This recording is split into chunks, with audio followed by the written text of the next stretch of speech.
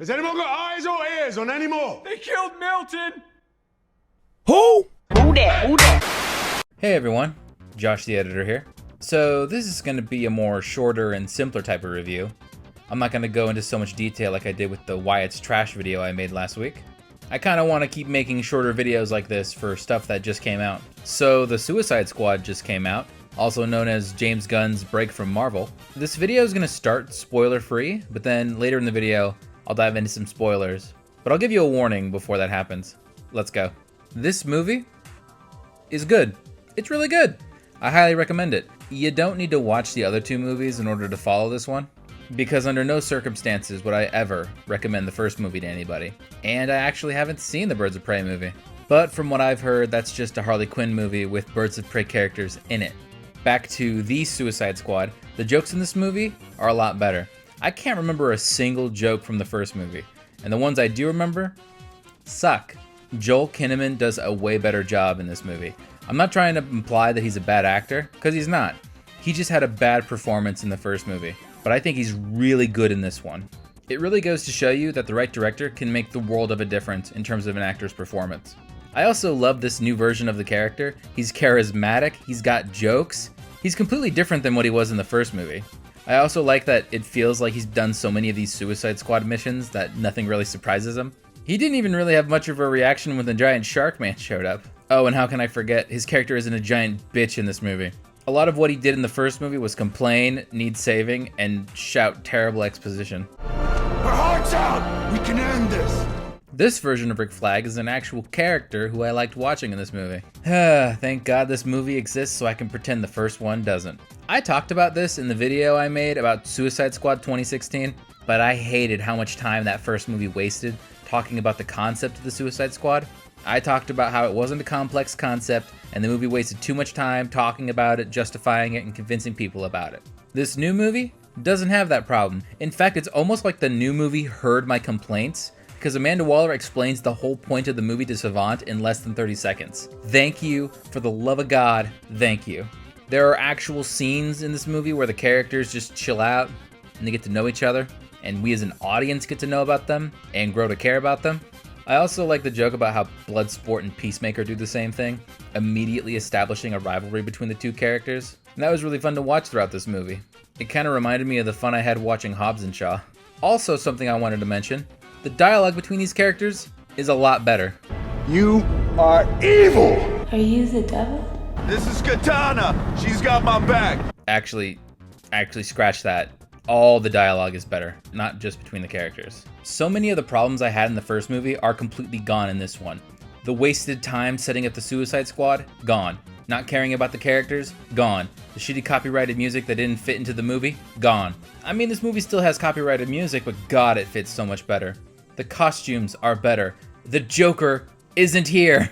Also, this movie has some really great cinematography, plenty of creative shots. The first movie feels like it's shot with no personality. I don't want to be mean to David Ayer, but I've seen 3 of his movies, and End of Watch is the only one that's shot uniquely, and that's a found footage movie, so it barely even counts.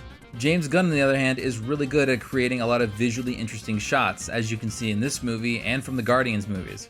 One minor gripe that I do have with this movie is that Harley Quinn feels a little tacked on. She isn't with the rest of the established characters for a majority of the film's runtime. She kind of has this bizarre extended side plot separated from the main story. Margot Robbie's performance is still great, and the character still has a lot of great jokes and line deliveries. But it really feels like the only reason she's here is because the character is extremely easy to market and because she was in the other movies. This kind of leads into my other problem. This movie tries to establish that no one is safe. Any of these characters could die at any moment, except for Harley Quinn. She has so much plot armor in this movie that it's kind of distracting, especially when it's actively contradicting the anyone could go at any moment vibe that the movie was establishing for itself.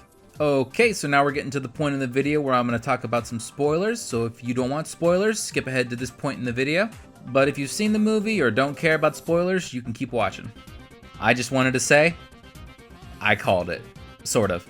I was real close. Watch what I said last week. How funny would it be if the first 5 or 10 minutes of the movie was establishing this new team for a short self-contained mission at the beginning, and then they all died hilariously. And the sequence just ends with Amanda Waller going, ah shit, well, send in another Suicide Squad. I think the joke at the beginning of the movie where they all die is pretty funny. But back to the Harley Quinn plot armor thing. Her plot armor is so strong that everyone else from the beginning of the movie died except for her. The soldiers killed everybody on that beach, but decided to take Harley alive, and then for some reason they don't just point blank execute her after she kills the country's new leader. I don't know if you could hear that. I'm cracking my neck because I'm getting ready for a doozy. I got 2 doozies. Kind of some big problems I have with this movie. There are 2 things in this movie that really bother me. One I'm growing to accept, but the other one I can't stand. I'll start with the one that's growing on me, okay? That I'm not actively as mad about. I hated the death of Polka Dot Man. I'm biased, I'll admit it, because he was my favorite character in the movie, but it really bothers me that he was an established member of the cast who was there for the majority of the film, and then he dies unceremoniously at the end for the joke of, ha ha, he got crushed by the big thing. It could have just as easily been written to have not happened. This movie was trying to give off the vibe that, yeah, anybody could die at any time. And the beginning of the movie supported that idea, but then nobody died again until the 3rd act. If they had spread out these types of deaths throughout the movie, maybe I would have been okay with it. I might have constantly been thinking, who's gonna drop next? Maybe I would have been more okay with his death if he sacrificed himself to stop Starro or save somebody. But maybe that would have been copying what the first movie did with Diablo's sacrifice. I don't know. I'm gonna move on to the thing that absolutely pissed me off. This is something I hate. I really hate it. So the whole movie revolves around the fact that astronauts went up into space, they found Starro, and then they did this shit. What fucking dumbasses would do this? I would accept it if Starro crash landed on Earth and some teenagers took some pictures with him. But these are fucking astronauts. They went through training. They are ridiculously educated. There's probably a protocol. In real life, they would not do this. They would have detained him, put him in a cage, preserved him, taken samples. They wouldn't have tied him to the wall with fucking zip ties! This is just like in the first movie, when June Moon, the archaeologist, found and destroyed an artifact. Why are the professionals in these movies so bad at their jobs? I can't communicate how much this upsets me. Bottom line, this movie is good. I have a couple of problems with it, but that's just my opinion, and I admit I'm being nitpicky, but this movie is definitely worth watching.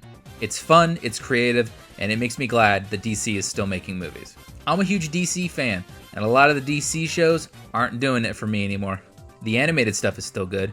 Side note, I just watched Batman: The Long Halloween animated movie, and it was really good. So yeah, the Suicide Squad movie didn't have any of the iconic characters, but it was still fun to watch, and it's good to know that DC is going in a good direction with its films.